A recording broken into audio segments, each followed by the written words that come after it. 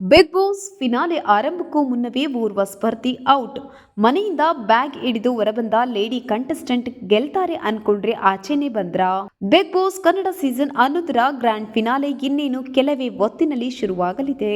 ಇಂದು ಸಂಜೆ 6 ಗಂಟೆಗೆ ಶುರುವಾಗಲಿರುವ ಫಿನಾಲೆ ನೋಡಲು ಬಿಗ್ ಬಾಸ್ ಫ್ಯಾನ್ಸ್ ಕಾತುರಾಗಿದ್ದಾರೆ. ಬಿಗ್ ಬಾಸ್ ಕನ್ನಡ ಸೀಸನ್ 11ರ ಗ್ರ್ಯಾಂಡ್ ಫಿನಾಲೆಯ ಆರಂಭಕ್ಕೂ ಮುನ್ನವೇ ಓರ್ವ ಸ್ಪರ್ಧಿ ಮನೆಯಿಂದ ಔಟ್ ಆಗಬಹುದು ಎನ್ನಲಾಗ್ತಿದೆ.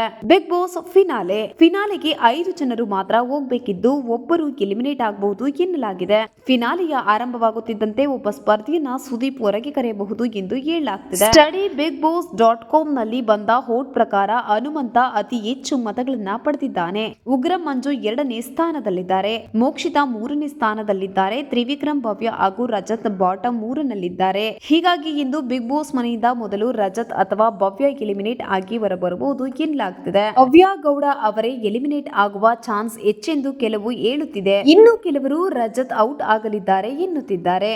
ಕೊನೆಯ ಎಲಿಮಿನೇಷನ್ ಯಾರಾಗಬಹುದು ಅದನ್ನ ನಾವಿನ್ನು ಕಾದು ನೋಡಬೇಕಾಗಿದೆ. ಹೀಗೆ ಇನ್ನಷ್ಟು ತಾಜಾ ಸುದ್ದಿಗಾಗಿ ನನ್ನ ಚಾನೆಲ್ ನ ನೋಡ್ತಾ ಇರಿ, ಲೈಕ್ ಮಾಡಿ, ಶೇರ್ ಮಾಡಿ.